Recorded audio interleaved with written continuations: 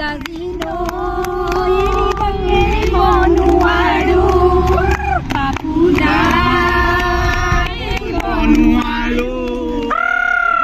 যোৱা বছৰ তেওঁ হৰিদ্বাৰ যাওঁতে এটা দেখিলে যে ফ্লাইটৰ ভিতৰত এখন ৰেষ্টুৰেণ্ট আৰু অভিয়াছলি তেওঁ ভাবিলে যে এখন গাঁও কেনেকৈ চহৰ কৰিব পাৰি। এইটো তেওঁ অসমৰ গৌৰৱ শিৱসাগৰ জিলাৰ সমূহ শুভাকাংক্ষীৰ যিটো মানে গৌৰৱ আৱেগ অনুভূতিক কেনেকৈ আঁকোৱালি ল'ব পাৰে সেইটো তেওঁ এটা পৰিৱৰ্তনৰ দিশটো দেখুৱাইছে। টুৰিজিমৰ ক্ষেত্ৰত কেনেকৈ আমি নৰ্থ ইষ্টখনক সলনি কৰিব পাৰোঁ সেইটো তেওঁ প্ৰকৃত প্ৰতিশ্ৰুতিও ৰাইজৰ মাজলৈ লৈ আহিছে। বহুত ভাল লাগিছে আৰু তেওঁলৈ মানে শুভকামনা আমাৰ ফালৰ পৰা যাচিছোঁ। আমি তেওঁৰ লগত সদায় আছোঁ আৰু এনেদৰে আমি সহকৰ্মী হৈ থাকিম বুলি আশা ৰাখিছোঁ।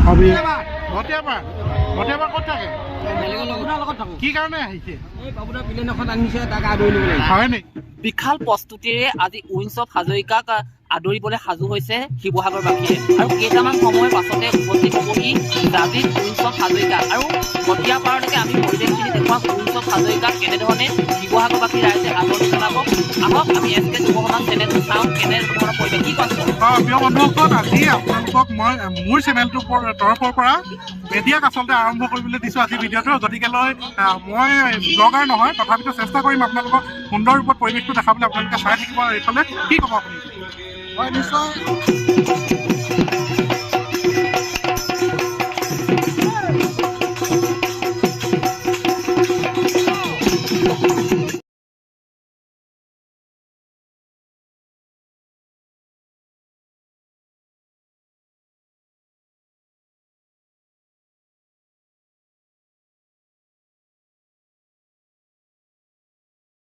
আমি জাজিত সকলো লগ হৈছোঁ একেলগে তেওঁক অভিনন্দন জনাবৰ কাৰণে। ময়ো আহিছোঁ, মোৰ তৰফৰ পৰা মই শ্ৰীযুত হৰিপ্ৰসন্ন হাজৰিকাদেৱক উষ্ম আদৰণি জনাবলৈ আহিছোঁ। এয়া হৈছে মেডিয়া মেইন মানুহ দেই, এওঁলোক আপোনালোকে প্ৰতিদিনে টেলিভিশ্যনত দেখা পায়েই। তেওঁ কিবা এটা কৈ দিয়ক, কেনেকুৱা লাগিছে অনুভৱ? এতিয়া আশাৰে বাট চাই আছোঁ, সেয়া অনুভৱ। কেতিয়া আহে বাতৰিটো কৰিম, তাৰ কাৰণে ৰৈ আছোঁ। কিন্তু যথেষ্ট দেৰি মানুহ ৰাস্তা ঘাটিত যথেষ্ট ট্ৰেফিক জামো হ'ব, পথৰ অৱস্থা ইমান ভাল নহয় ইয়াত আপোনালোকে এনেই গালি নাপাৰিব। বহুত কষ্টৰ ফলত এটা বাতৰি সম্প্ৰচাৰ হয়। গতিকে লৈ এইফালে আছে আমাৰ কি ক'বা? অপেক্ষা শিৱসাগৰৰ গৌৰৱ বুলি ক'ব লাগিব কৰি আছে কেতিয়াকৈ পাবহি। আৰু এতিয়া আপুনি চাই 37 নম্বৰ ৰাষ্ট্ৰীয় ঘাইপথত এতিয়া বিধি নোপোৱা বাট আৰু মানে দেখুৱাব কিমান ভিৰ হৈ আছে।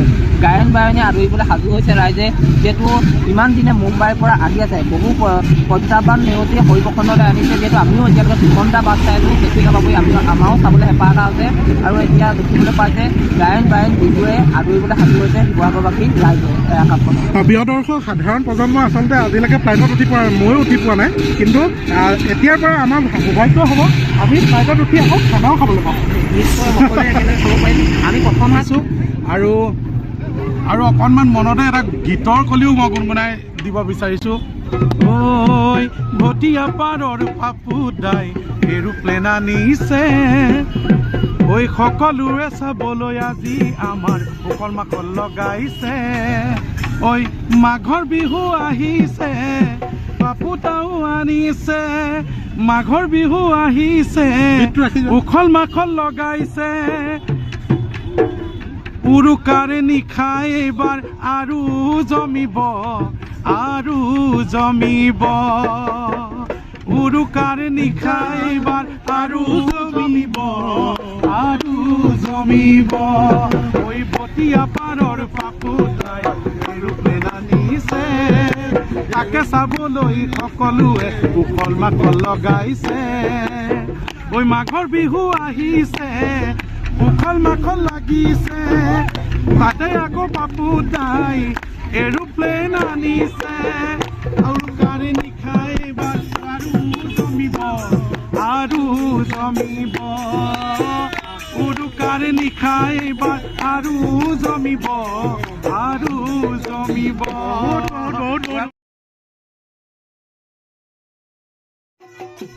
উত্তৰ পূৰ্বাঞ্চলৰ প্ৰথমখন এয়াৰক্ৰাফ্ট আহিব শিৱসাগৰৰ ভটিয়া পাৰলৈ। সকলোৱে আদৰিবলৈ সাজু হৈছে আজি শিৱসাগৰৰ জাজি 37 নম্বৰ ৰাষ্ট্ৰীয় ঘাইপথ। আপুনি যদি চাই দুয়ো কাষে ৰাইজ আহি ভিৰ কৰিছে। আমগুৰি শিৱসাগৰৰ ৰাইজে কেনেধৰণে ঢোলে ডগৰে গায়ন বায়নে আদৰিব, সকলোৱে ওচৰৰ পৰা এৰোপ্লেনখন চাবলৈ হেঁপাহ কৰিছে।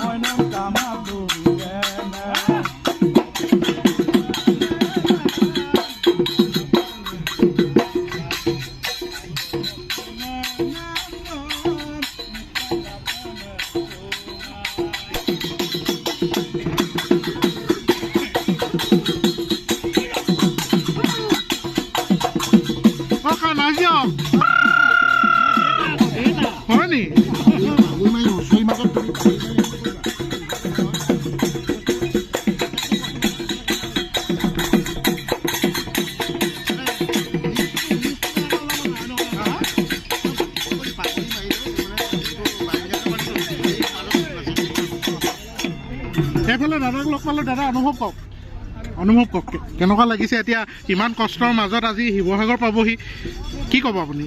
কি ক'ম আৰু তোমাৰ অসমবাসী ৰাইজলৈ হৰিপ্ৰসন্ন হাজৰিকাই মুম্বাইৰ পৰা শিৱসাগৰলৈ উৰাজাহাজ যে আনি আছে, আজি মাহজুৰি ৰাস্তাত কত ঘাট প্ৰতিঘাটৰ মাজেদি ৰাইজৰ মানে সকলো অসমবাসীলৈ এইটো উপহাৰ আনিছে। আমি নথৈ আনন্দিত, আমিয়ে নহয় অহা সকলো মানে ৰাইজে নথৈ আনন্দিত। বহুত বহুত ধন্যবাদ। আচলতে পৰিৱেশে বেলেগ হৈ গৈছে, আপোনালোকে চাওক। কেনেকুৱা লাগিছে? তোমালোকে ইমান দিনৰ মূৰত দেখা পাব আজি। ফ্লাইটত উঠি পাইছা নাই? ফ্লাইটত উঠি পাইছা নাই? আজি উঠিবা নি? একো নাই। কিবা কবা নি? ভাল লাগিছে। মুখৰ পৰা আহিছা, আদৰিবলৈ আহিছা, অনুভৱ কোৱা। ভালে অনুভৱ কোৱা আকৌ। হা নাচিবা নেকি তোমালোক? নামটো কোৱা। আচ্ছা, তোমাৰ আৰু তোমাৰ? আচ্ছা। ক'ৰ পৰা আহিছা লিচাংমুখ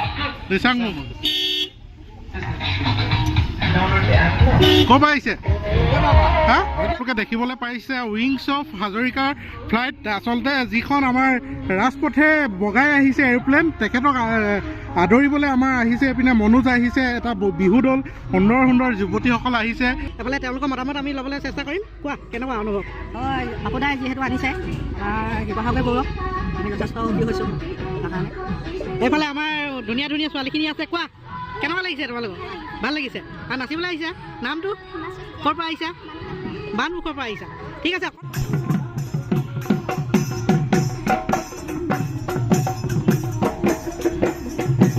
বহুখিনি লোক আছে আৰু আমি বাইদেউসকলৰ পৰা আমি জানিব বিচাৰিম তেওঁলোকৰ মতামত কি মতামত মানে আমাৰ হৰিপ্ৰসন্ন হাজৰিকাৰ যিখন আমাৰ উইংছ আমাৰ অসমবাসীৰ কাৰণে কঢ়িয়াই আনিছে তেওঁ সঁচাকৈ আমাৰ শলাগৰ মানৱ দৰ্দী এজন ব্যক্তি তেওঁ OBC মৰ্চাৰ শিৱসাগৰ জিলাৰ সভাপতি আৰু লগতে মই ৰংপুৰ মণ্ডলৰ সভানেত্ৰী আৰু ইয়াৰ সাধাৰণ সম্পাদক এইফালে মোৰ সদস্য OBC মৰ্চাৰ এয়া ছ'চিয়েল কনভেণ্টৰ তাৰপিছত এইখিনি সদস্যসকল বাইদেউসকলৰ পৰিচয় দি দিয়ক মোৰ নাম চিত্ৰলেখা গগৈ হয় মোৰ নাম ৰেঞ্জমণি দত্ত হয় মোৰ নাম ৰশ্মি গগৈ মোৰ জোনমণি বৰুৱা শ্ৰী দীপ্তি গগৈ মোৰ নাম বৰ্ণালী গগৈ মোৰ নাম বিজিত নেওগ মই চৰকাৰ বৰা পাপুদাই ইমান এটা মহান কামেই বুলি ক'ব লাগিব কাৰণ আমাৰ যিসকল মিডল ক্লাছৰ মানুহ আজিলৈকে হয়তো ফ্লাইটতে উঠি পোৱা নাই তেওঁলোকৰ এতিয়া সৌভাগ্য হ'ব ফ্লাইটত বহি আহাৰ এমুঠি গ্ৰহণ কৰিব গতিকেলৈ আপুনি সেই সংক্ৰান্তত কি ক'ব এইটো মানে কি যোৱা বছৰ তেওঁ হৰিদ্বাৰ যাওঁতে এটা দেখিলে যে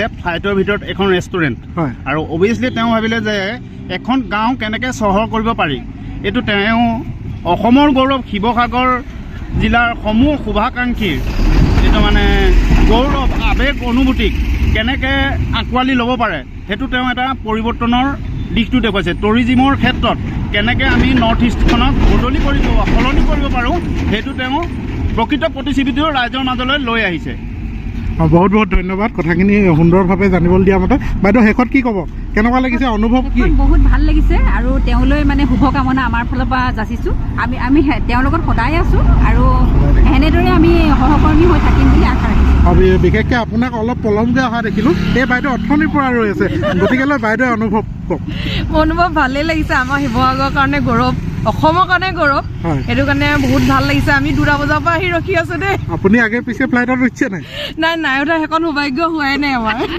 বাৰু যিয়ে নহওক এতিয়া সকলোৱে উঠিব পাৰিব আপুনি কি ক'ব আমাৰ ভোটে পাৱাৰ কাৰণে গৌৰৱ কঢ়িয়াই আনিছে পাপুদাই ভাল লাগিছে আৰু আমি এতিয়া উঠি এসাঁজ খাম আৰু ধন্যবাদ এয়া আমাৰ মাজত উপস্থিত আছে অসমৰ জনপ্ৰিয় কণ্ঠশিল্পী মনোজ দা কি ক'ব এতিয়া মই কি ক'ম আৰু মই একদম উৎফুল্লিত আৰু আনন্দিত আৰু গৌৰৱ অনুভৱ কৰিছোঁ আমাৰ শিৱসাগৰৰ ভটিয়াপাৰৰ সুযোগ্য সন্তান প্ৰয়াত বেণু হাজৰিকাদেৱৰ সুযোগ্য সন্তান পাপুদা আমি যাক মৰমতে পাপুদা বুলি মাতোঁ হৰিপ্ৰসন্ন হাজৰিকা দাদাই আমাৰ শিৱসাগৰৰ কাৰণে এটা বহুত ডাঙৰ কিবা মানে এনেকুৱা এটা কৰিব কোনেও নোৱাৰা কাম এটা কৰি দেখুৱালে তাক লৈ প্ৰথমেই মই পাপুদাক আন্তৰিক অভিনন্দন আৰু শুভেচ্ছা জ্ঞাপন কৰিছোঁ তেওঁ সুস্বাস্থ্যৰ লগতে কামনা কৰি দিছোঁ আৰু ইয়াৰ পাছতে আজি আমি জাজিত সকলো লগ হৈছোঁ একেলগে তেওঁক অভিনন্দন জনাবৰ কাৰণে ময়ো আহিছোঁ মোৰ তৰফৰ পৰা মই শ্ৰীযুত হৰিপ্ৰসন্ন হাজৰিকাদেৱক উষ্ম আদৰণি জনাবলৈ আহিছোঁ